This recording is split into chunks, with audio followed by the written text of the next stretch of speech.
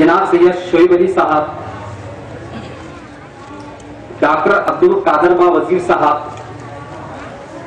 مولانا عبد القوی فلاحی صاحب، جناب محمد ظفر دیشمکھ صاحب اسٹیج پر تشریف فرما ہوں۔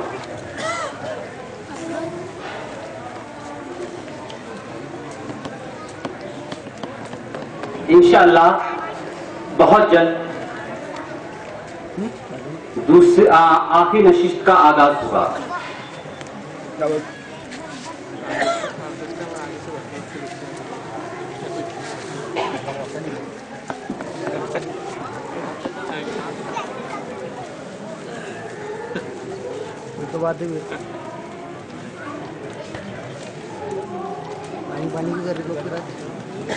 ناظم ضلع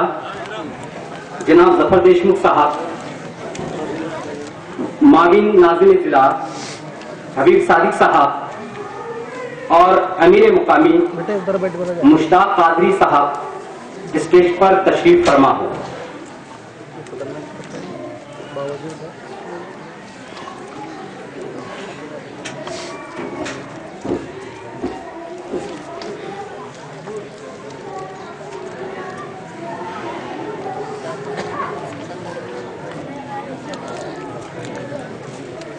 تشریف لائیے۔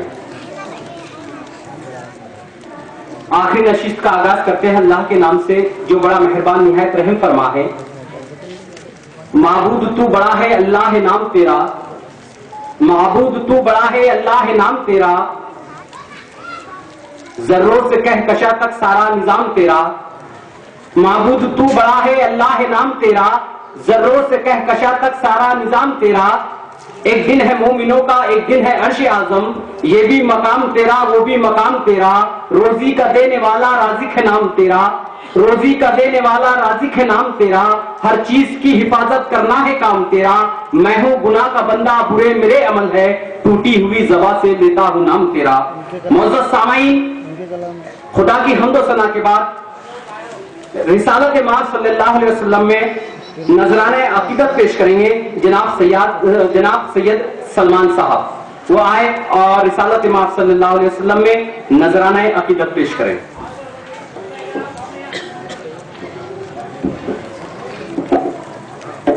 السلام علیکم، اعوذ باللہ من الشیطان الرجیم، بسم اللہ الرحمن الرحیم۔ اے جگ کے تونگر تیرے پیٹ پہ دو دو پتھر، اے جگ کے تونگر تیرے پیٹ پہ دو دو پتھر، دنیا تیرے احسان کے ٹکڑوں پہ پلی ہے۔ کچھ کفر نے فتنے پھیلائے، کچھ ظلم نے شعلے بھڑکائے، کچھ کفر نے فتنے پھیلائے، کچھ ظلم نے شعلے بھڑکائے، سینوں میں عداوت جاگ اٹھی، انسان سے انسان ٹکرائے، سینوں میں عداوت جاگ اٹھی، انسان سے انسان ٹکرائے، پامال کیا برباد کیا کمزور کو طاقت والوں نے، پامال کیا برباد کیا کمزور کو طاقت والوں نے، جب ظلم و ستم حد سے گزرے تشریف محمد لے آئے، جب ظلم و ستم حد سے گزرے تشریف محمد لے آئے، رحمت کی گھٹائیں لہرائی، دنیا کی امیدیں بر آئی،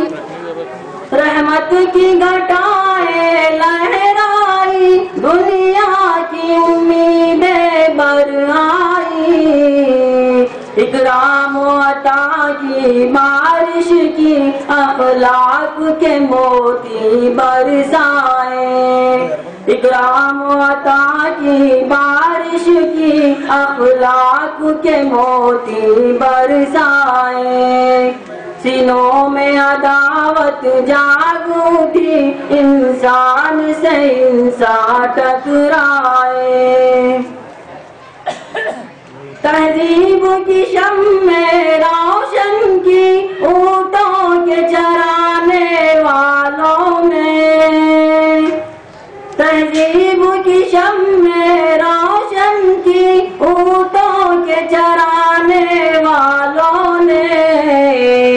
کانٹوں کو گلوں کی قیمت دی ذروں کے مقدر چمکائے کانٹوں کو گلوں کی قیمت دی ذروں کے مقدر چمکائے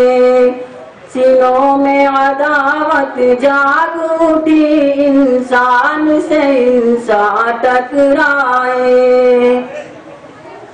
تلوار بھی دی قرآن بھی دیا دنیا بھی عطا کی عقبہ بھی تلوار بھی دی قرآن بھی دیا دنیا بھی عطا کی عقبہ بھی مرنے کو شہادت فرمایا جینے کے طریقے سمجھائے مرنے کو شہادت فرمایا جینے کے طریقے سمجھائے سینوں میں عداوت جاگ اٹھی انسان سے انسان ٹکرائے عورت کو حیا کی چادر دی غیرت کا تقاضا بھی بخشا عورت کو حیا کی چادر دی غیرت کا تقاضا بھی بخشا شیشوں میں نزاکت پیدا کی کردار کے جوہر چمکائے شیشوں میں نزاکت پیدا کی کردار کے جوہر چمکائے سینوں میں عداوت جاگ اٹھی انسان سے انسان ٹکرائے اللہ کے رشتے کو جوڑا باطل کے طلسموں کو توڑا اللہ کے رشتے کو جوڑا باطل کے طلسموں کو توڑا خود وقت کے دھارے کو موڑا طوفان میں سفینے ٹھہرائے خود وقت کے دھارے کو موڑا طوفان میں سفینے ٹھہرائے کچھ کفر نے فتنے پھیلائے کچھ ظلم نے شعلے بھڑکائے سینوں میں عداوت جاگ اٹھی انسان سے انسان ٹکرائے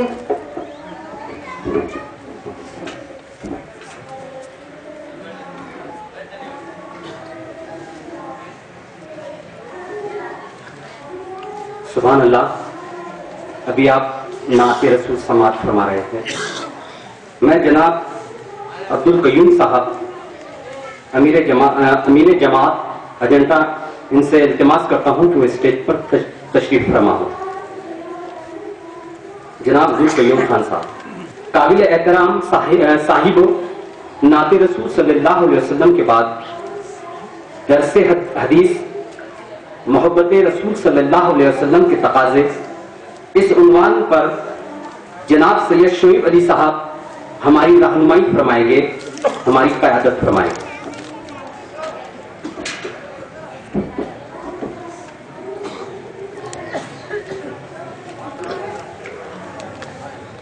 اعوذ باللہ من الشیطان الرجیم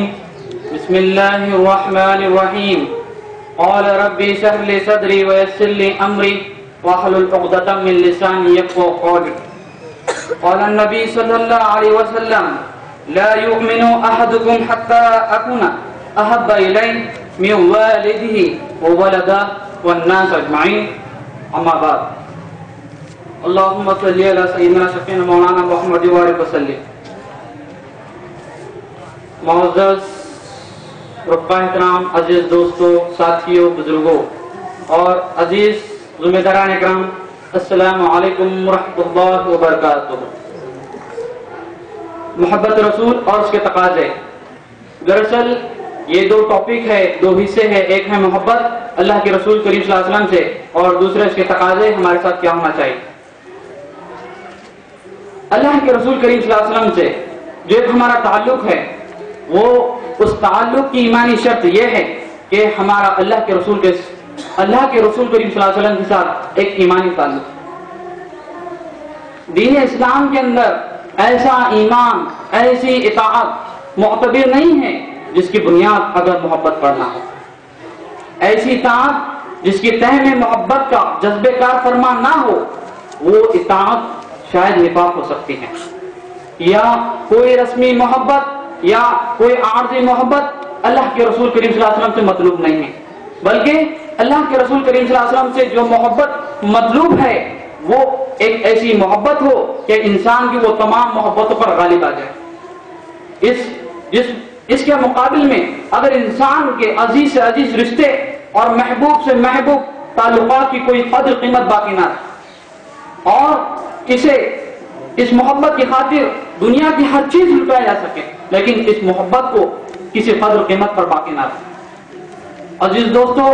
میں نے ابھی آپ کے سامنے خطبے میں جو حدیث پڑھی ہے، اللہ کے رسول کریم صلی اللہ علیہ وسلم اس میں ارشاد فرماتے ہیں، تم میں سے کوئی شخص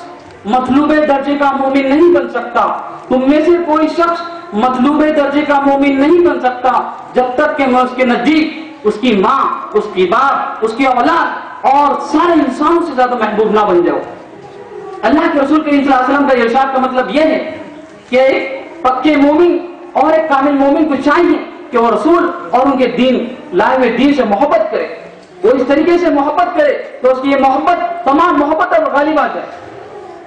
بیٹی کی محبت کوئی اور راستے پر چلنے کو کہتی ہے، وہیں باپ کی محبت اور کوئی راستے پر چلانا چاہتی ہیں، اور اسی دوران اور ان حالتوں کے اندر اللہ کے رسول کریم صلی اللہ علیہ وسلم اور کوئی راستے پر چلنے کا مطالبہ کر سکے۔ ان حالات میں اگر انسان دوسری تمام دنیاوی محبتوں کو ان کے تقاضوں کے ساتھ ٹھکرا کر اللہ کے رسول کو جو راستہ مطلوب ہے وہ راستہ اختیار کر لے تو یہی شخص محب رسول ہے، یہی شخص عاشق رسول ہے، اور آج اسلام کو ان لوگوں کی ضرورت۔ یہ میں نے پکے مومن کے بارے میں بتایا جو کہ اللہ کے رسول نے خود اپنے حدیث میں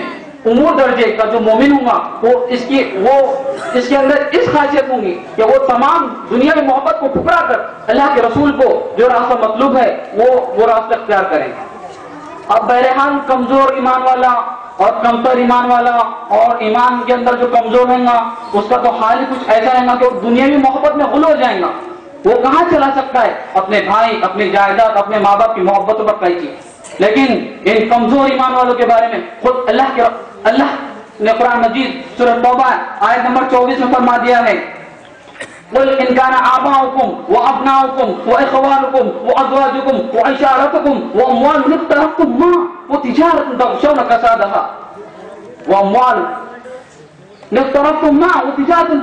كسادها ومساكين ترضونها احب اليك من الله ورسوله وجهاد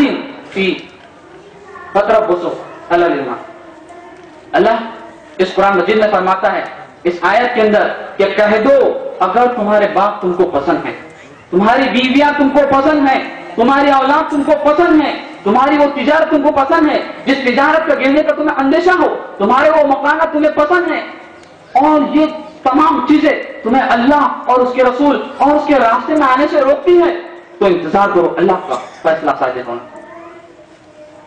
میں نے آپ کو بہرحال یہ کہا تھا کہ اطاعت کے اندر اگر محبت کا جذبہ کار فرما نہ ہو، محض وہ ایک نفاقی محبت بھی ہوتی ہے۔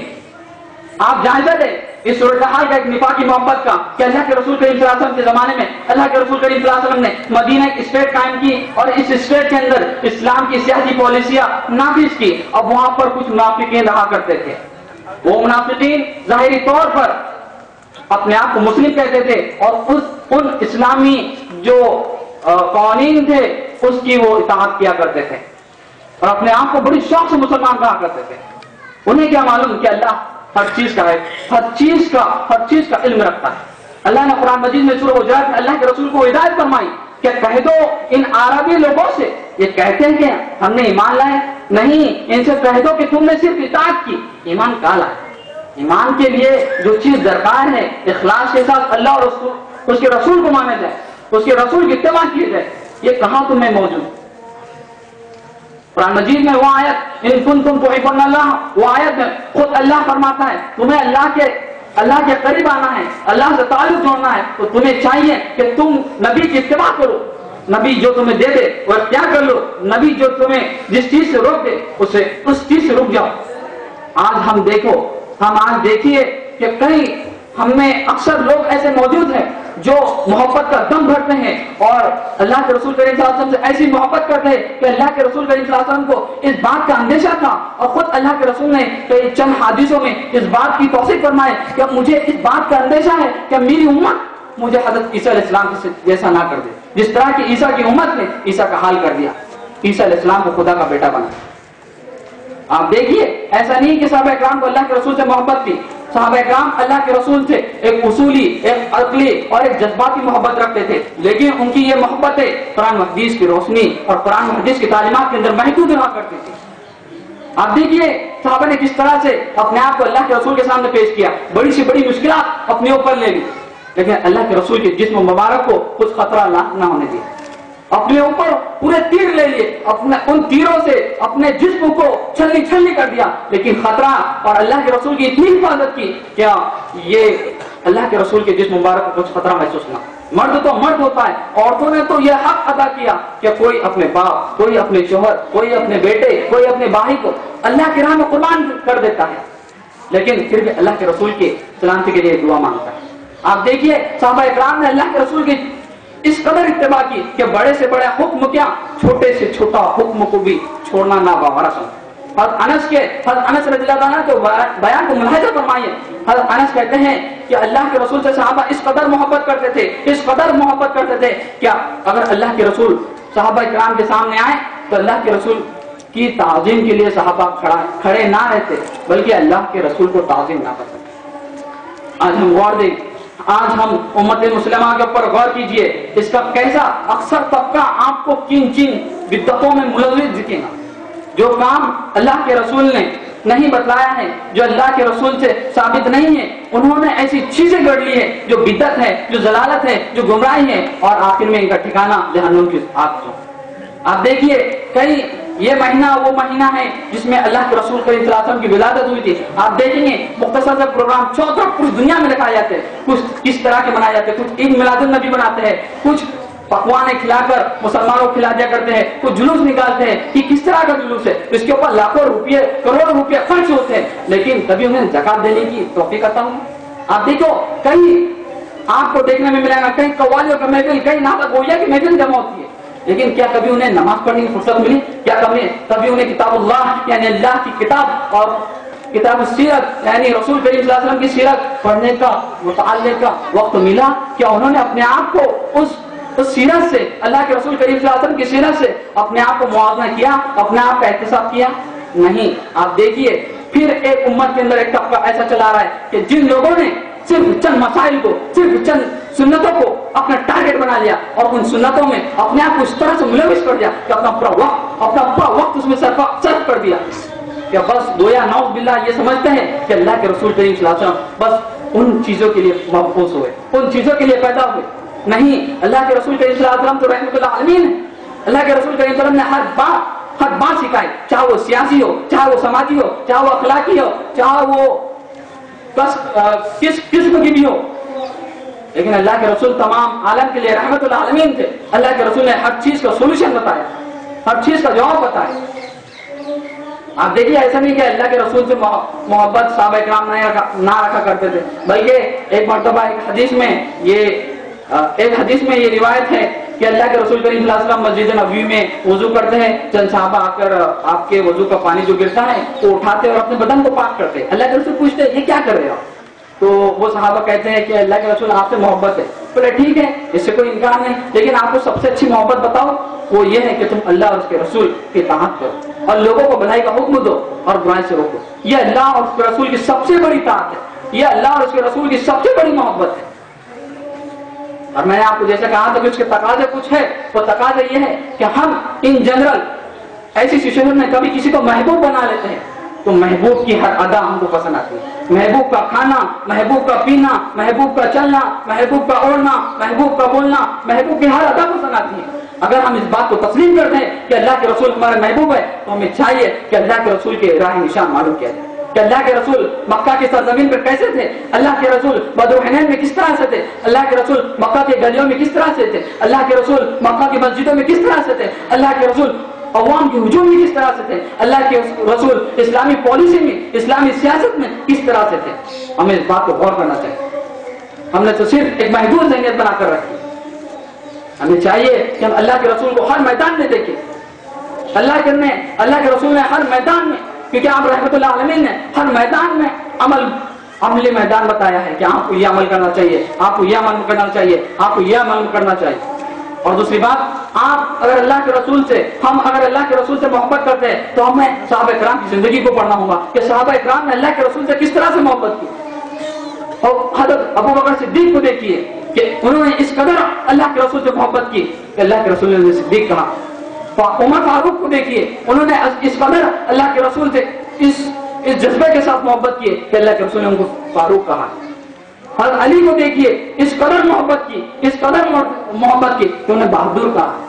حضرت عثمان کو دیکھیے جنہوں نے غنی کہا ہے۔ آپ دیکھیے حضرت بلال کو دیکھیے، تخت صحرا کے اوپر لٹا کر پھر پوچھا جاتا بتا تو کس سے محبت کرتا، بتا تو کس کی دین پہ۔ حضرت بلال محبت کی خاطر اللہ اور اس کے رسول کی محبت کی خاطر صرف اتنا کہتے کہ احد اور اللہ کے رسول، اللہ کے رسول نبی کریم صلی اللہ علیہ وسلم، اللہ کے رسول۔ یہ حالات ہے، آج ہم ان حالات پر غور کرو میرے بھائیوں۔ آج اس کی سخت ضرورت ہے کہ ہم لوگ سب اکٹھا ہو۔ ہمارا جو مشن ہے، ہمارا مشن یہ ہے کہ اللہ کی سرزمین کے اوپر اللہ کا قانون نافذ ہو۔ اس کے اندر آپ دیکھیں گے کہ محبت کا جو تقاضا ہے، محبت جو اس کے اندر ہونی چاہیے، کیونکہ ہر اجتماعیت کی کامیابی، آپ صحابہ کی زندگی کو دیکھو، صحابہ کی زندگی آپس میں اس طرح سے ہو گئی تھی، ان میں اس طرح سے محبت ہو گئی کہ جنگ بدر میں ایک صحابی شہید ہوتا صرف کس لیے کہ میرے بھائی کو پانی پلانا ہے، کہ محبت کا جذبہ تھا کہ اپنی جان دینا گوارا سمجھا، لیکن اپنے بھائی کا دل دکھانا گوارا نہ سمجھا، جبکہ وہ دل نہیں، ایسی کیفیت تھی کہ انسان خود اپنے واسطے پانی کا پیش کر سکتا تھا، لیکن یہ ان کی محبت تھی۔ آپ دیکھ سکتے کہ ہر اجتماعیت کی کامیابی محبت کرو۔ تو آئیے ہم کو یہ چیز ہمارے اندر پیدا کرنے لگا کہ ہمارے دل مل جائے، جو اللہ کے رسول صلی اللہ علیہ وسلم نے اور اللہ کے رسول سے صحابہ نے محبت کی ہے، اس طرح کی کم از کم یہ دم اور یہ دانت دے کہ انشاءاللہ ہم اللہ کے رسول کریم صلی اللہ علیہ وسلم اور کتاب اللہ یعنی قرآن مجید کا پورا مطالعہ کریں گے، قرآن ہم سے جو چاہتا ہے ہم اس کے اوپر عمل کریں گے، رسول کریم صلی اللہ علیہ وسلم کی جو محبت چاہتی ہیں ہم اس کے اوپر عمل کریں گے، اور یہی عمل ہمارے آخرت میں کامیاب ہوں گا اور ہم کامیابی کا باعث بنیں گے۔ اللہ ہمیں کہنے سننے سے زیادہ عمل کی نیک توفیق عطا فرمائے۔ وآخر دعوانا الحمدللہ۔ حضرات گرامی، انسانیت کا درد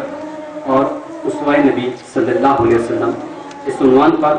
ڈاکٹر عبد القادر باوزیر صاحب اپنے زرین خیالات سے ہمیں نوازیں۔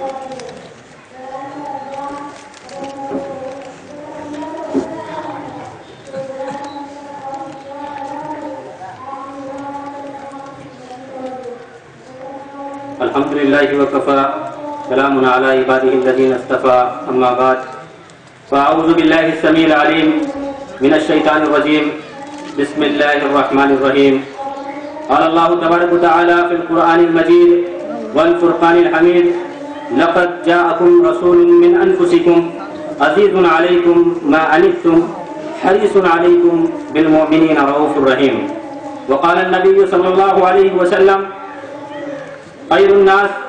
من ينفع الناس، وقال ايضا الخلق عيال اللہ۔ عزیز ترین ساتھیوں، اس دنیا میں رہتے ہوئے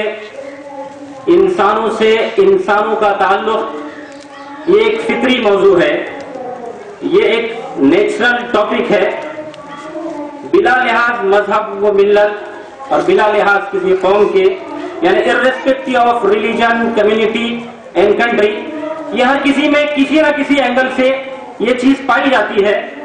یعنی بیسک ہیومن مورلٹی کا جو کنسپٹ ہے کہ لوگوں کے ساتھ ہمدردی کی جائے، انسانیت کے درد کو بانٹا جائے، بھوکوں کو کھانا کھلایا جائے، دھرم شالائیں بنائی جائے، ہاسپٹل تعمیر کیے جائے، یتیم خانے بنائے جائے، یہ سارے ایسے کام ہیں، یہ ہر قوم میں ہر مذہب میں کسی نہ کسی اینگل سے سب کے پاس پائے جاتے ہیں. لیکن اللہ کی نبی صلی اللہ علیہ وسلم کی زندگی میں ان کاموں کی کیا اہمیت ہے نبی کریم صلی اللہ علیہ وسلم کے پاس، اور آپ کی سیرت کے حوالے سے ہم اس کو کیسے دیکھتے ہیں؟ غور کیجئے کہ دنیا میں بہت سارے مصلحین آئے ہیں، بہت سارے ریفارمرز آئے ہیں، ہم لوگ جانتے ہیں، لیکن جب ان کی قوموں نے ان کو ستایا، ان کو تکلیف دی، ان کے اچھے کاموں کا ریٹرنز ان کو بیک ملا، برائیوں سے ان کے ساتھ سلوک کیا گیا، تو انہوں نے ان ریفارمرز کا یہ معاملہ رہا کہ انہوں نے اپنی قوم کو چھوڑ کر یا تو گفاؤں اور غاروں کی راہ لی اور اپنی قوم کو اسی حال میں چھوڑ دیا. لیکن اللہ کے نبی صلی اللہ علیہ وسلم نے انسانیت کی نیا کو طوفانی موجوں میں ہچکولے کھاتے چھوڑ کر اپنی جان بچانے کی فکر نہیں کی، بلکہ تمدن کی کشتی کی پتوار سنبھالی اور اسے ساحل مراد کی طرف رواں کر دیا. یہ تھا نبی کریم صلی اللہ علیہ وسلم کا معاملہ. خود اللہ کے رسول صلی اللہ علیہ وسلم فرماتے ہیں کہ ایک مرتبہ فرماتے ہیں آپ کے سورہ اعراف کی جب آیت نازل ہوئی، خذ العفو وامر بالعرف وعارض عن الجاہلین، یعنی محمد صلی اللہ علیہ وسلم درگزر کی عادت ڈالیے، نیک کاموں کا حکم دیجئے اور جاہلوں سے اعراض کیجئے. تو اللہ کے رسول فرماتے ہیں میں نے جبرائیل سے پوچھا، جبرائیل اس آیت کا مفہوم کیا ہے، اس کا مطلب کیا ہے؟ حضرت جبرائیل کہتے ہیں اے محمد صلی اللہ علیہ وسلم، جو تم سے ٹوٹے تم اس سے ملو، جو قطع رحمی کرے تم اس سے صلہ رحمی کرو، جو تمہارے ساتھ ظلم کرے تم اس کو معاف کر دو، جو تم کو محروم کر دے تم اس کو دو. تو یہ ہے سیرت نبی صلی اللہ علیہ وسلم. ورنہ ہم دیکھتے ہیں کہ اگر کوئی ریفارمر ہو یا اچھے کام کرنے والا ہو اور اپنی کسی قوم کے لیے اچھے کام کرتا ہو اور اس کو ریٹرن اس کا برائی سے ملتا ہے تو وہ کام اکثر چھوڑ دیتا ہے. لیکن اللہ کے نبی صلی اللہ علیہ وسلم کی زندگی میں یہ چیز نہیں ملتی. انسانیت کا درد کوٹ کوٹ کر آپ کے اندر بدل جائے عتم موجود تھا. نبوت سے پہلے بھی آپ صلی اللہ علیہ وسلم کی زندگی میں یہ چیزیں دکھائی دیتی ہے. جیسے وہ واقعہ آپ کے سامنے تقاریر میں بھی آیا ہوگا کہ جب اللہ کے نبی صلی اللہ علیہ وسلم پر وحی نازل ہوئی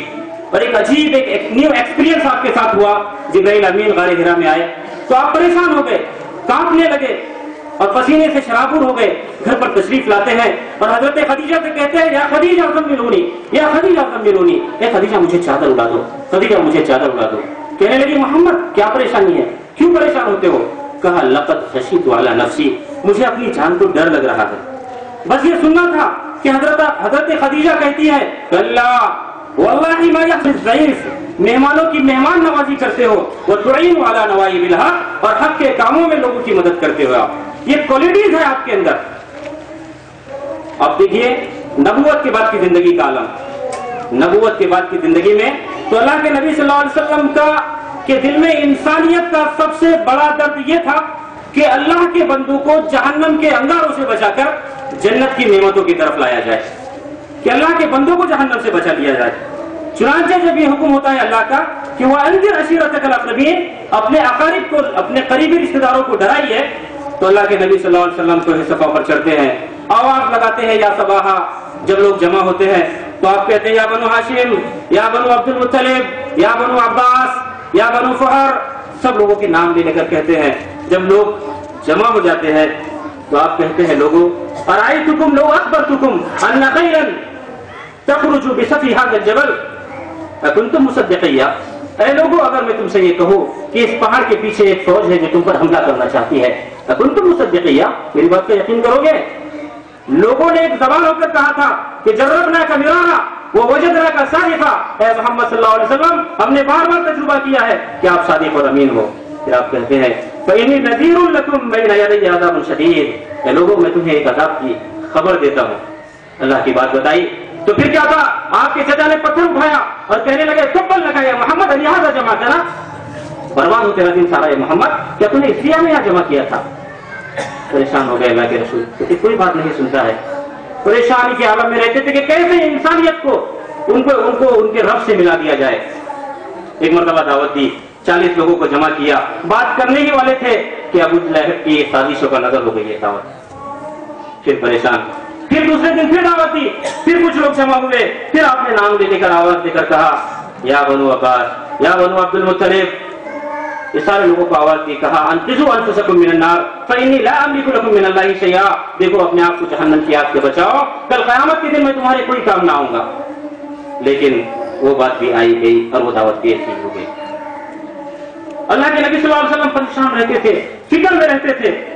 اونٹوں کی گھنٹیوں کی کہیں آواز آتی تھی تو آپ رات کو اٹھ کر چلے جایا کرتے تھے کہ کہیں کوئی قافلہ تو نہیں آیا ہو. اگر قافلہ آیا ہوگا تو میں جا کر اس کو اللہ کی بات بتاؤں گا.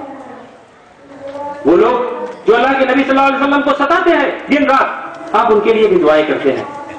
اللہ کے نبی صلی اللہ علیہ وسلم کے پڑوسی کون تھے آپ کو معلوم ہے؟ ابو لہب. اس کی دیوار آپ کی دیوار سے لگی ہوئی تھی. عقبہ بن ابی معیط, یہ بھی اللہ کے رسول کا پڑوسی تھا. دن رات ستاتے ہیں, دن رات.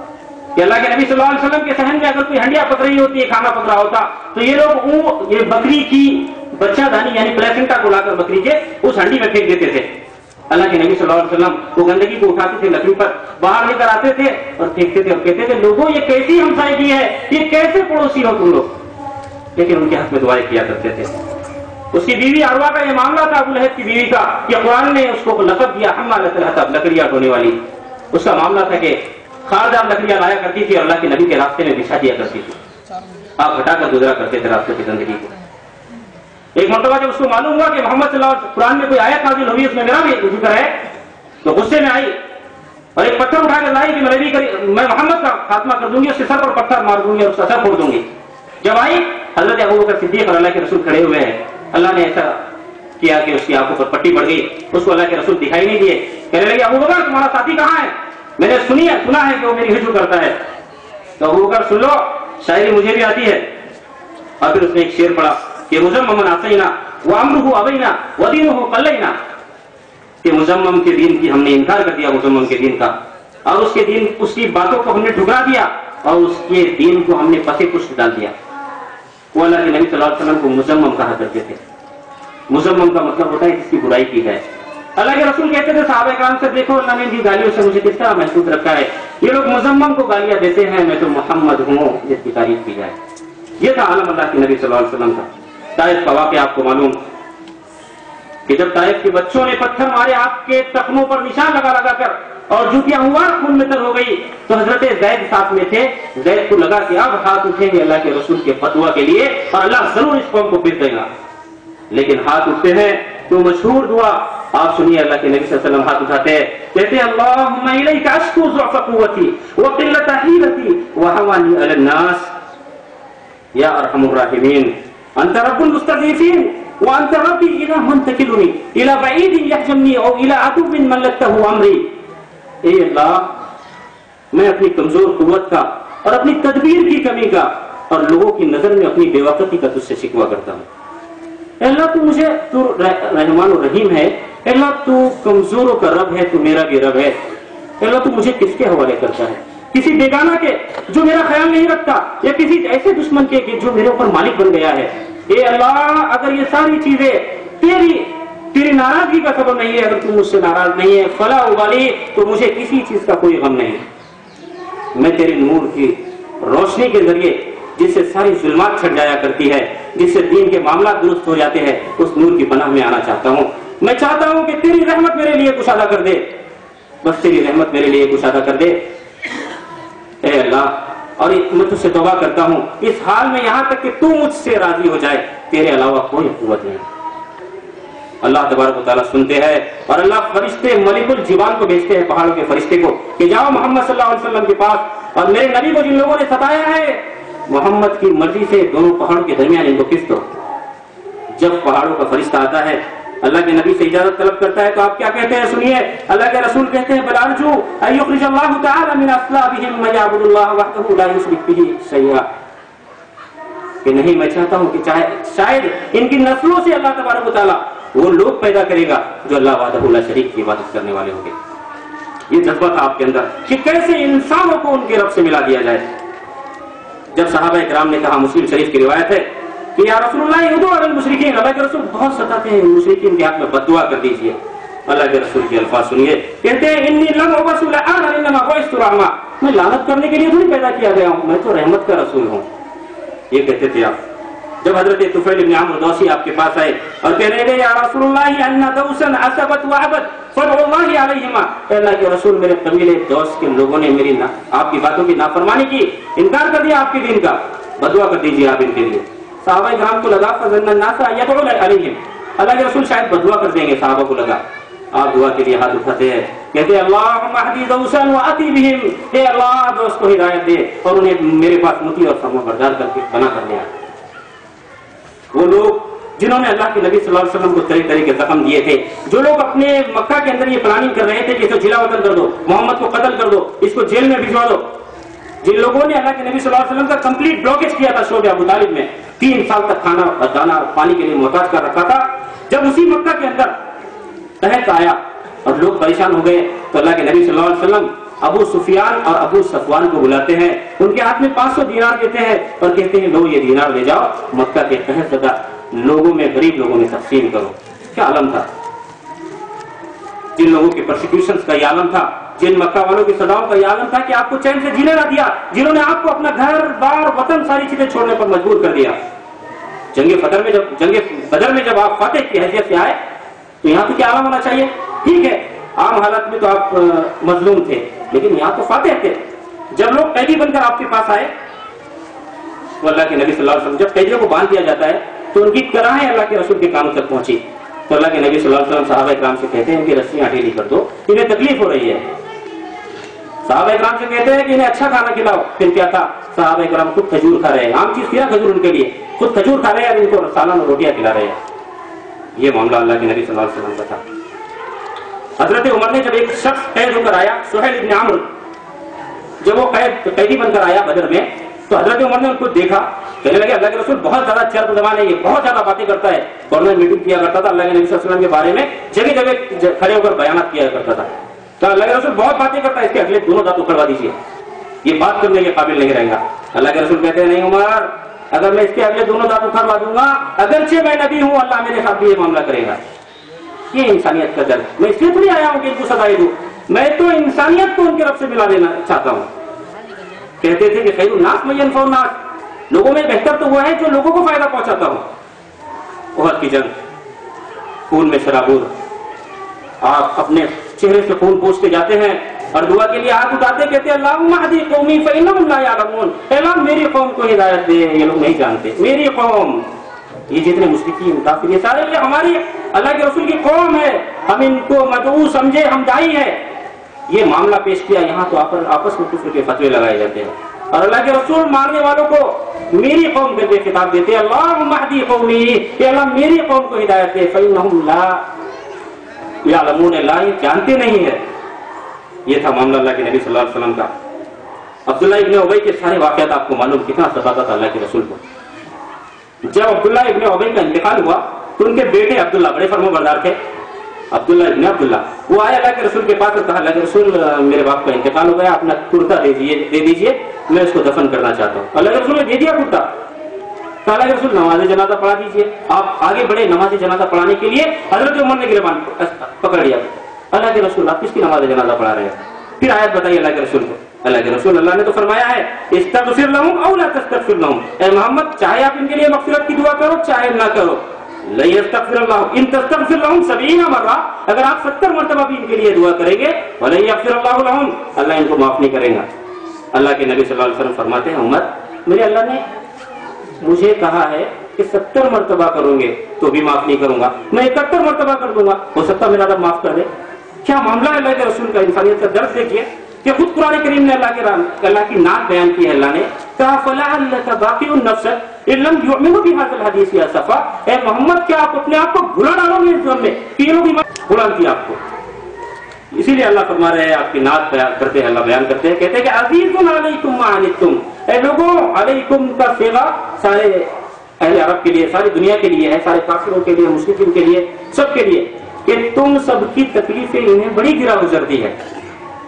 بڑے پریشان ہوتے ہیں تمہاری تکلیفوں پر، یہ حریص علیکم، تمہارے ایمان لانے کے، تمہاری بھلائیوں کے بڑے حریص ہے یہ محمد صلی اللہ علیہ وسلم۔ دیکھیے نا پھر فتح مکہ کا موقع، وہ کیا سپر پاور کی حیثیت سے مسلمان مکہ میں داخل ہوئے تھے۔ آپ چاہتے تو کیا ہو سکتا تھا کہ ابو سفیان جس نے کتنا ستایا معاف کر دیا آپ نے، چاچا کا قاتل وحشی بن حرب جب آیا خود وحشی کا بیان ہے، وہ خود کہتے ہیں کہ فلما رآنی قال انت وحشی، اللہ کے رسول نے مجھے دیکھا، وحشی کہتے ہیں حضرت حمزہ کے قاتل تھے یہ، اللہ کے رسول نے پوچھا انت وحشی، تم وحشی ہو؟ میں نے کہا نعم یا رسول اللہ، ہاں اللہ کے رسول وحشی ہوں۔ کہا انت قتلت حمزہ، تمہیں نے میرے چاچا حمزہ کو قتل کیا تھا؟ کہنے لگے قد کان من الامر ما قد بلغت، اللہ کے رسول جو بات آپ تک پہنچی ہے وہ سچ ہے۔ تو اللہ کے رسول کیا کہتے ہیں؟ دیکھیے کیا ریکویسٹ کا انداز ہے، جو عربی جانتے ہیں وہ سمجھ اور اچھے سے سمجھ سکتے ہیں کہ حل تستطيع ان تغيب وجهك عني، ریکویسٹ کر رہے ہیں، حکم نہیں دیے، ریکویسٹ کر رہے ہیں، کیا اتنا کر سکتے ہو؟ حل تستطيع، استطاعت رکھتے ہو اتنا کر سکتے ہو کہ مجھے اپنا چہرہ نہ دکھایا کرو۔ آپ کو اپنے چچا یاد آ جاتے تھے، بس معاف کر دیا آپ نے۔ ایک مرتبہ ابو سفیان کے آگے سے سعد ابن عبادہ گزر رہے تھے، تو صحابہ کرام کتنے غصے میں تھے، فطری چیز ہے نا، اتنا ستایا ان لوگوں نے، اب جیت کر آئے ہیں تو فطری چیز ہے، غصے میں تھے۔ تو سعد ابن ابو عبادہ کا واقعہ سنیے، آپ گزر رہے ہیں ابو سفیان کے سامنے سے، ابو سفیان کھڑا ہوا ہے، ابھی ایمان نہیں لائے، تو حضرت سعد ابن عبادہ کہتے ہیں الیوم یوم الملحمہ الیوم تستحل الحرمہ، آج تو مار دھاڑ کا دن ہے، آج تو ساری حرمتیں حلال کر دی جائے گی، یعنی آج تو مکہ میں بھی مار دھاڑ حلال کر دی جائے گی، ایسا بولتے ہوئے جا رہے۔ صحابہ کرام نے سنا کہ اللہ کے رسول نے تو ابو سفیان کو امان دی دی، بھاگے ہوئے، اللہ کے رسول یہ کیا کہتے ہیں صحابی؟ اللہ کے نبی صلی اللہ علیہ وسلم کے جملے سنیے، آپ کہتے نہیں الیوم یوم المرحبہ، آج تو معافی کا دن ہے، آج تو رحمت کا دن ہے، لا تثریب علیکم اليوم فاذهبوا انتم الطلقاء، آج تم سے کوئی واقعہ نہیں ہوگا، کوئی پکڑ نہیں ہوگی تم سے، جاؤ تم سب آزاد ہو۔ یہ ہوتے ہیں اخلاق، یہ ہوتا ہے درد انسانیت کا۔ اللہ کے نبی صلی اللہ علیہ وسلم کے بارے میں قرآن کریم کہتا ہے فبما رحمۃ من اللہ لنت لهم ولو كنت فظا غلیظ القلب لانفضوا من حولك، اے محمد صلی اللہ علیہ وسلم، اللہ نے آپ کے دل میں ان کی طرف سے محبت ڈال دی ہے، اگر آپ سخت دل ہوتے تو یہ لوگ چھٹ جاتے۔ غور کیجیے، اسی سخت دلی کی وجہ سے تو لوگ ہم سے بدزن ہو رہے ہیں، ہمارے معاملات کی وجہ سے، ہمارے پڑوسیوں کے تعلقات کی خرابی کی وجہ سے لوگ ہم سے بدزن ہو رہے ہیں، ورنہ وہ تو دشمن بھی بعد میں آخر میں ماننے پر مجبور ہو گئے تھے۔ اللہ کے نبی صلی اللہ علیہ وسلم مکے کے بعد اپنے لوگوں کی تربیت کرتے ہیں تو فرماتے ہیں کہ دیکھو اب ہم حکومت کر رہے ہیں تو کوئی شخص کسی کافر سے، کسی مشرک سے آپ زیادہ ٹیکس نہیں وصول کرے گا، مطلب اس کی استطاعت سے زیادہ، اور اس کو ستائے گا نہیں، ورنہ کل قیامت کے دن میں اس کا وکیل بن کر تمہارے خلاف کھڑا ہو جاؤں گا، مومن کے خلاف کافر کے وکیل بن کر کھڑے ہوں گے۔ اللہ کے نبی صلی اللہ علیہ وسلم کی محبت، اس حدیث سے اندازہ لگائیے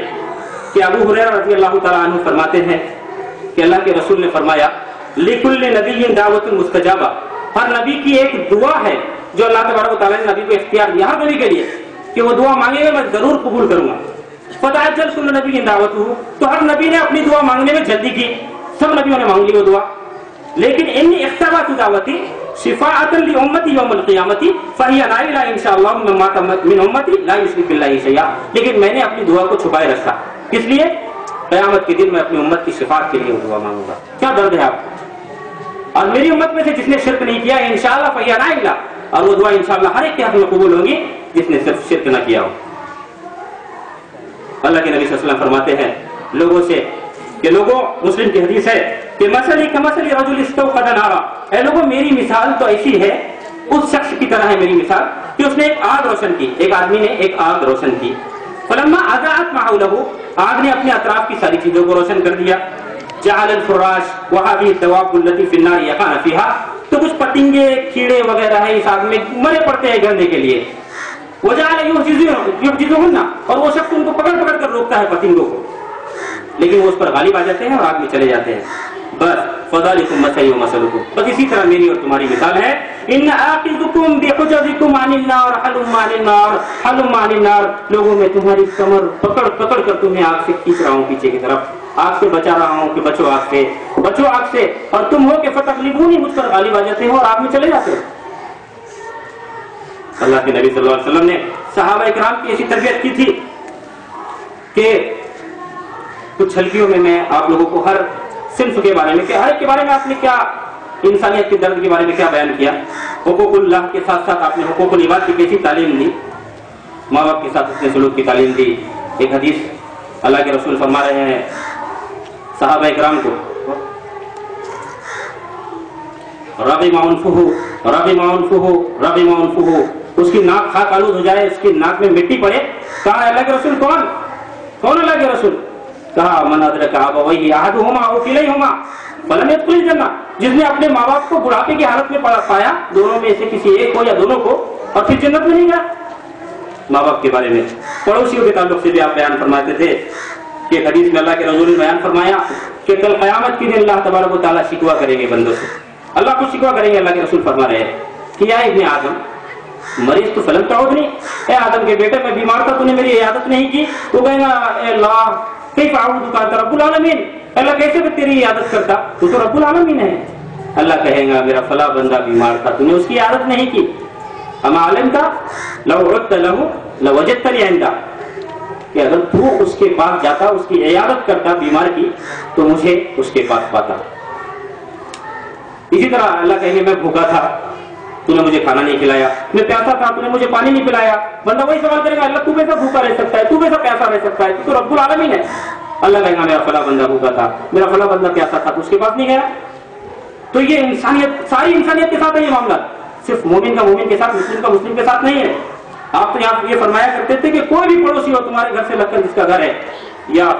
70 گھروں تک بھی آتا ہے پڑوسیوں کا, تو کہ پڑوسیوں کے حقوق کے بارے میں فرماتے تھے آپ لیس المؤمن الذی یشفع وجهه جائی بالجنب, کہ وہ مومن نہیں. کون اللہ کے رسول جو خود پیٹ بھر کے کھا لے اور اس کا پڑوسی بھوکا رہ جائے, یہ تعلیم دیتے تھے آپ. پھر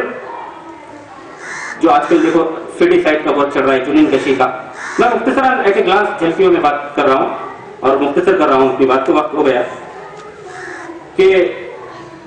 جنین کشی کی باتیں لوگ بہت سارے اٹھ رہے ہیں اس بات کے لیے, اچھی چیز نہیں ہے, لڑکیوں کو پیٹ میں قتل کر دیا جا رہا ہے اور سونوگرافی کے ذریعے معلوم کیا جا رہا ہے, یہ اچھی بات نہیں ہے. دیکھو اللہ کے نبی صلی اللہ علیہ وسلم نے اس صرف پر کتنا رحم کیا ہے کہ جس وقت اس کو زندہ دفن کر دیا جاتا تھا, اس وقت اللہ کے نبی صلی اللہ علیہ وسلم نے صحابہ کرام کو کیا تعلیم دی. اور ہمارا تو یقین اللہ کے نبی صلی اللہ علیہ وسلم کی باتوں پر بہت پختہ ہے کہ اللہ کے نبی صلی اللہ علیہ وسلم فرماتے ہیں, عبرانی کی حدیث ہے, حدیث سنیے کہ اذا ولد لرجل ابنۃ, کسی شخص کے گھر میں اگر لڑکی پیدا ہوتی ہے تو بعث اللہ عز وجل ملائکۃ, اللہ فرشتوں کو اس کے گھر میں بھیجتا ہے. ويقولون السلام علیکم یا اہل البیت, فرشتے کہتے ہیں سلامتی ہو تم پر اے گھر والوں. پھر فرشتے یکتنفونها باجنحتہم, اس بچی کو اپنے پروں میں ڈھانپ لیتے ہیں. ویمسحون بایدیہم علی راسها, اس بچی کے سر پر اپنے ہاتھ کو پھیرتے ہیں شفقت سے, کہتے ہیں ضعیفہ خرجت من ضعیفہ, کمزور جان ہے, کمزور جان سے پیدا ہوئی ہے. ماں کی بھی ہمدردی, بچی کی بھی ہمدردی, کمزور جان ہے, کمزور جان سے پیدا ہوئی ہے. القیم بها وعان الى یوم القیامہ, جو کوئی اس کی پرورش کی ذمہ داری لے گا قیامت تک کے لیے اللہ اس کی پرورش کی ذمہ داری لے گا. اللہ کے نبی صلی اللہ علیہ وسلم کی حدیث, اللہ کے رسول صلی اللہ علیہ وسلم نے فرمایا کہ من علی جاریتین, جس نے 2 بیٹیوں کی پرورش کی, حتی تبلغ, یہاں تک کہ وہ بالغ ہو گئی بچیاں. اللہ کے رسول فرماتے ہیں جاء یوم القیامت انا وهو كحتین, کل قیامت کے دن وہ اور میں اس طرح ہوں گے, اس طرح فضل میں آسا بھی ہو فضل, پھر آپ نے دونوں انگلیوں کو ملا دیا. پہلے کہا اس طرح ہوں گے, پھر دونوں انگلیاں ملا دی, کہ ہم اس طرح جنت میں رہے ہیں. 2 بچیوں کی پرورش کرنے والے. ایک صحابی اللہ کے رسول کو ایک واقعہ بیان فرما رہے تھے اپنی بچی کا. اللہ کے رسول کا کیا عالم تھا کہ آپ صلی اللہ علیہ وسلم 5 منٹ رہے ہیں. اللہ کے نبی صلی اللہ علیہ وسلم کا کیا, آپ ساروں قطار رو رہے تھے واقعہ سن کے. وہ واقعہ میں آپ کو بیان کرتا ہوں کہ ایک صحابی ہے, قبیلہ تمیم کے سردار ہے, ان کا نام ہے قیس بن عاصم. یہ کہتے ہیں لوگوں نے پہلے بہت زیادہ لڑکیوں کو زندہ دفن کیا تھا, انہوں نے 9 لڑکیاں اپنی 9 بیٹیوں کو دفن کیا تھا. اللہ کے رسول بیٹھے ہوئے کہتے ہیں اللہ کے رسول میں ایک مرتبہ سفر پر گیا ہوا تھا, لمبے سفر پر جاتے تھے, کہا کہ میں جب سفر پر گیا واپس آیا تو مجھے پتا چلا کہ میرے گھر میں لڑکی ہوئی تھی, یا میرے گھر میں کوئی بچہ ہوا تھا, بہرحال مرا ہوا بچہ پیدا ہوا تھا. تو اللہ کے رسول بات آئی گئی چلی گئی, مجھے کچھ احساس نہیں ہوا اس بات کا. لیکن میری بیوی نے میری بچی کو اس کی خالہ کے وہاں پرورش کے لیے بھیج دی. اب بچی خالہ کے وہاں پرورش پا رہی ہے, ان کو کچھ معلوم نہیں. کہتے پھر میں سفر پر گیا, میری بیوی کے دل میں محبت جاگی, اس نے اپنی بیٹی کو بلایا, اس کو پیار ویر کرنے لگے. اتفاق ایسا ہو کہ میں گھر واپس آ گیا. معصوم سی بچی کو میں نے گھر میں دیکھا. اللہ کے رسول میرے دل میں بھی محبت جاگ اٹھی, بچی کی پیاری سی بچی تھی. دوسروں کی بچیوں کی محبت کیا کرتے تھے, لیکن اتنا عیب تھا خود کی بچی ہونا, اتنا کوٹ کر عیب بھر دیا گیا تھا معاشرے کے اندر کہ ذلت محسوس کرتے تھے. دوسرے کی بچی سے سمجھ کر محبت کرنے لگے. تو اللہ کے رسول جب میری بیوی نے میری محبت کو دیکھا اس کے ساتھ بچی کے تو مجھے بتا دیا کہ میری لڑکی ہے. بس پھر کیا تھا, میری غیرت جاگی. اور کہتے ہیں کہ ان کا ذکر قرآن کریم نے کیا ہے نا کہ اذا بشر احدهم بالانثى, کہ ان کا معاملہ یہ تھا کہ ان کو اگر کسی لڑکی کی خبر دی جاتی تھی ظل وجهه مسودا, اس کا چہرہ کالا پڑ جاتا تھا. وہ قدیم خون کے گھوٹ پیتا تھا. وہ یتورا من القوم من سوء ما بشر به, اپنی قوم سے منہ چھپا کر پھرتا تھا, میرے کو کیا خبر مل گئی, دیکھی ہوئی دیکھتے ہوئی. پھر کہتا تھا ایوسیتہ الہون او ام یدسه فی التراب, کہ میں اس کو اس بے غیرتی کو اپنے ساتھ لے کر گھومتا رہوں یا مٹی میں دبا دوں. یہ قرآن نے ان کا نقشہ کھینچا ہے, یہ معاملہ تھا ان کا. تو کہتے ہیں مجھے بھی غیرت آئی اور میں نے بچی کو اٹھایا, میری بیوی سے کہا کہ اس کو بازار لے جانا ہے, اس کو کپڑے وغیرہ پہناؤ. میری بیوی نے کپڑے وغیرہ پہنائی, میں اس کو بازار لے جانے کے لیے اللہ کے رسول ساتھ میں لے جانے لگا. وہ سمجھ رہی ہے کہ ابو کے ساتھ بازار جا رہی ہوں. میں نے بیابان جنگل میں لے کر گڑھا کھودنا شروع کر دیا. میرے بدن پر مٹی لگتی جاتی تھی. اللہ کے رسول میری بچی میری کپڑوں پر سے مٹی کو صاف کرتی جاتی تھی. کہتی ابو آپ کے کپڑوں پر مٹی لگ رہی ہے. لیکن مجھے بے غیرتی کا بہت زیادہ احساس تھا. میں نے گڑھا کھودا. اللہ کے رسول جب گڑھا مکمل ہو گیا تو میں نے بے دردی کے ساتھ اس بچی کو اٹھا کر گڑھے میں ڈال دیا اور اس پر مٹی اور پتھر ڈالنے لگا. میری بچی مجھ سے پوچھتی ابو میں نے کیا کیا, آپ مجھ سے ناراض ہو گئے, ابو آپ پتھر کیوں مار رہے ہو, ابو آپ مٹی کیوں ڈال رہے ہو. اللہ کے رسول غیرت کا اتنا عالم تھا, بے غیرتی کے احساس تھا کہ میں نے اس کو کوئی خیر نہیں کیا اور مٹی ڈال کر آ گیا. اللہ کے نبی صلی اللہ علیہ وسلم کی داڑھی مبارک تر ہو گئی, ہچکیاں بن گئی آپ کی, اور کہنے لگے لوگوں یہ کیسی انسانیت ہے, یہ کیسی بد انسانیت ہے کہ جو کسی پر رحم نہیں کرتا, لوگوں اس پر کبھی رحم نہیں کیا جاتا. یہ تھا معاملہ. کیا تربیت کی تھی پھر آپ صلی اللہ علیہ وسلم نے صحابہ کی, کہ جب حضرت حمزہ کی بیٹی چھوٹی تھی اور اللہ کے رسول کو چاچا چاچا کہہ کر لپکنے لگی آنے کے لیے, تو حضرت زید بھی لڑ رہے ہیں, حضرت جعفر بھی لڑ رہے ہیں, حضرت علی بھی لڑ رہے ہیں. اللہ کے رسول میں کفالت کروں گا, اللہ کے رسول میں کفالت کروں گا. تو ہم بھی انسانیت کے ساتھ وہ درد رکھے اور اللہ تبارک و تعالیٰ سے دعا کیجیے کہ اللہ تبارک و تعالیٰ ہماری شخصیت کے اندر ایسا نکھار پیدا کر کہ ساری انسانیت کے لیے ہم لوگ انسانیت کے لیے رحم دل بن جائے اور ساری انسانیت ہماری ذات سے فلاح پائے. وآخر دعوانا ان الحمدللہ رب العالمین.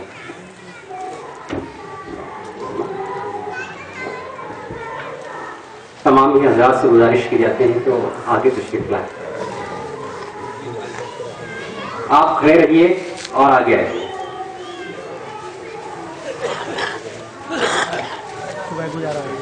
قابل احترام ساتھیوں, سرور کائنات صلی اللہ علیہ وسلم کو 1400 سال کے بعد بھی ساری دنیا رحمت للعالمین کے لقب سے نواز رہی ہے. تو یہ کسی فاتح کی تلوار کا نتیجہ نہیں, کسی سرمایہ دار کی دولت کا نتیجہ نہیں, کسی بادشاہ کی بادشاہت کا نتیجہ نہیں, بلکہ یہ آپ صلی اللہ علیہ وسلم کے اخلاق اور اطوار کا نتیجہ ہے.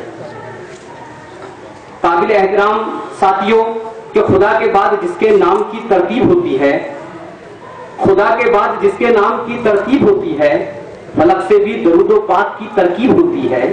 اکیلا ابن آدم کی بستی کا وہ ایک پارس, جہالت جس کے در کو چوم کر تہذیب ہوتی ہے. آئیے اب آپ کے سامنے سیرت النبی صلی اللہ علیہ وسلم کے ہم سے تقاضے اس عنوان پر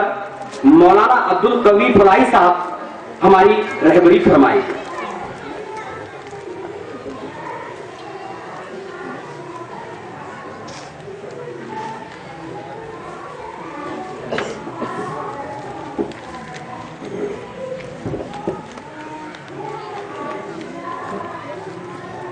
حامدا للہ ومصلیا ومسلما علی رسول اللہ صلی اللہ علیہ وسلم.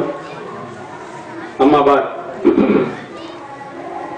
قال اللہ تعالی فی کلامہ المجید والفرقان الحمید, اعوذ باللہ من الشیطان الرجیم, بسم اللہ الرحمن الرحیم. والذین آمنوا به وعزروه ونصروه واتبعوا النور الذی انزل معه فاولئک هم المفلحون. صدق اللہ العلی العظیم. معزز حاضرین, حضور نبی کریم صلی اللہ علیہ وسلم کے درد کی وہ جھلکیاں جو انسانیت کے تئیں آپ صلی اللہ علیہ وسلم رکھتے تھے, اس کا ایک نقشہ آپ کے سامنے آیا ہے. صبح سے ہم سیرت نبی صلی اللہ علیہ وسلم کے مختلف گوشوں کو سماعت کر رہے ہیں، سن رہے ہیں، اور ظاہر ہے کہ ہمارا سیرت کے ان ابواب کو اور اسباق کو تازہ کرنا یہ محض یادداشت میں کچھ چیزوں کو رینیو کر لینا نہیں ہے، بلکہ ہم اس کے ذریعے سے یہ بات چاہتے ہیں کہ حضور نبی کریم صلی اللہ علیہ وسلم کی ذات کے ساتھ ہمارا جو تعلق ہے، جس پر ہمارے ایمان کا اور ایمان کے حوالے سے ہماری نجات کا انحصار ہے، ہماری نجات جس پر ٹکی ہوئی ہے، تو اس تعلق کو اور اس تعلق کے تقاضوں اور مطالبات کو ہم تازہ کر لیں، تاکہ پھر ایک عزم تازہ کے ساتھ پھر ایک نئے عزم، نئے جوش، نئے ولولے، نئی ایمانی حرارت اور ایمان کی جولانی اور جوانی کے ساتھ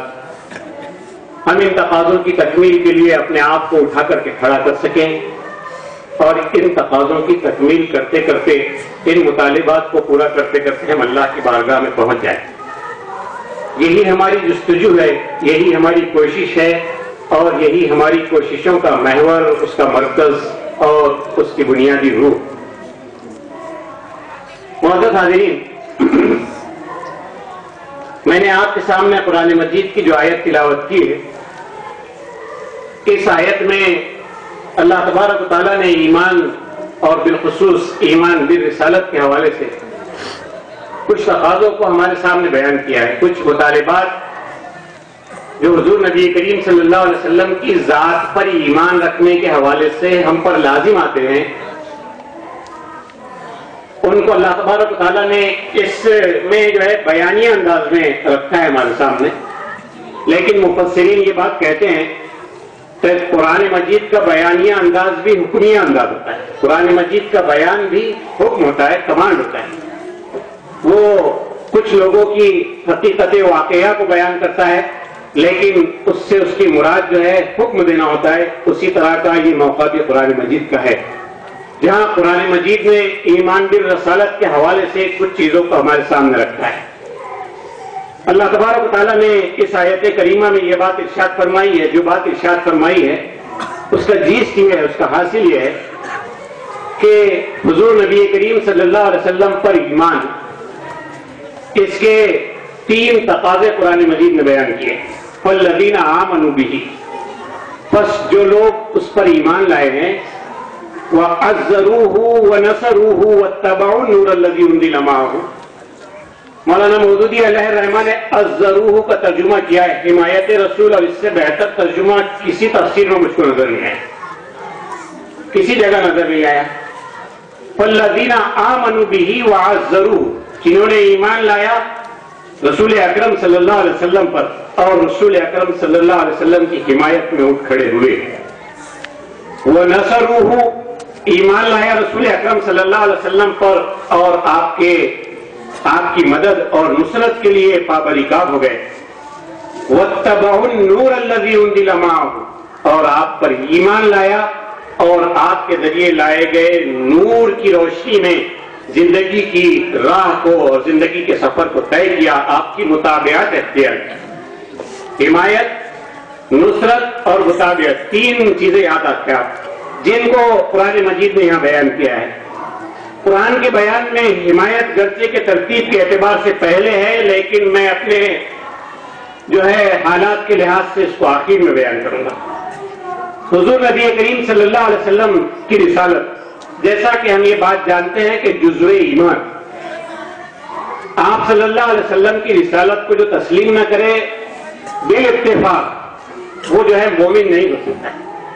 اسی لیے جو ہے آپ صلی اللہ علیہ وسلم کی رسالت کو نہ ماننے والے لوگوں کو دنیا میں مسلمان تسلیم نہیں کیا جاتا ہے، اور غیر مسلموں کے ساتھ جو سلوک عام طور پر ہوتا ہے وہی سلوک حدود حرم میں داخلہ اور اس طرح کے جو معاملات ہیں وہ صرف اس بنیاد پر کہ آپ کی رسالت پر یقین نہیں رکھتے، ایمان نہیں لاتے ہیں۔ تو رسالت پر ایمان یہ ایمان کی بنیادی شرط ہے، یا ایمان کی بنیادوں میں یہ بات داخل ہے اس کے بغیر کوئی شخص مومن نہیں ہو سکتا. وہ دین کے بقیہ تمام بنیادی اعتقادات ان پر یقین رکھے لیکن رسالت کا انکار کرے, رسالت کی خاتمیت کا انکار کرے, حضور نبی کریم صلی اللہ علیہ وسلم کے خاتم النبیین ہونے کا انکار کرے یا اس کو تسلیم نہ کرے, اس میں پسو پیش کرے, اس کو نہ مانے, اس کی جو ہے حقانیت کو تسلیم نہ کرے, تو بالاتفاق دائرہ ایمان سے خارج سمجھا جاتا ہے. یہ جو ہے رسالت پر ایمان ہے. اب اس رسالت پر ایمان کے حوالے سے قرآن مجید میں جو تقاضے یہاں بیان کیے اس میں پہلا تقاضا جو ہے نصرت, پہلا تقاضا جس کا میں تذکرہ کرنا چاہ رہا ہوں ترتیب کے لحاظ سے, یہاں جو ہے دوسرا ہے لیکن میں پہلے اس کو رکھ رہا ہوں, وہ ہے نصرت. حضور نبی کریم صلی اللہ علیہ وسلم کی رسالت پر ایمان کا سب سے پہلا تقاضا, سب سے پہلا مطالبہ یہ ہے کہ حضور نبی کریم صلی اللہ علیہ وسلم کے مشن کی نصرت کی جائے, آپ صلی اللہ علیہ وسلم کے مشن کی نصرت کی جائے. آپ صلی اللہ علیہ وسلم کے مشن کی نصرت, اس کو سمجھنے کے لیے ہمیں حضور نبی کریم صلی اللہ علیہ وسلم کا مشن, کس لیے آپ اس دنیا میں تشریف لائے, اس کو سمجھنا پڑے گا. حضور نبی کریم صلی اللہ علیہ وسلم اشاروں میں صرف آپ کے سامنے یہ بات رکھتا ہوں کہ حضور نبی کریم صلی اللہ علیہ وسلم جس مشن کے تحت اس دنیا میں مبعوث کیے گئے تھے, وہ سورہ مدثر کی اس آیت کو جو حضور نبی کریم صلی اللہ علیہ وسلم کے پر جو ہے سورہ الح کے بعد نازل ہوئی, 6 مہینے فترۃ الوحی کے رک جانے کے بعد نازل ہوئی, اس آیت میں مشن رسالت کو بیان کیا گیا ہے کہ یا ایھا المدثر قم فانذر وربک فکبر, اے اوڑھ لپیٹ کر سو جانے والوں, اس رسالت کے منصب پر سرفراز کر دیے جانے کے بعد اب تمہارے لیے یہ زیبا نہیں ہے کہ تم جو ہے کمبل اوڑھ کر کے سو جاؤ, بلکہ اٹھو اور اپنے رب سے باخبر کر دو لوگوں کو,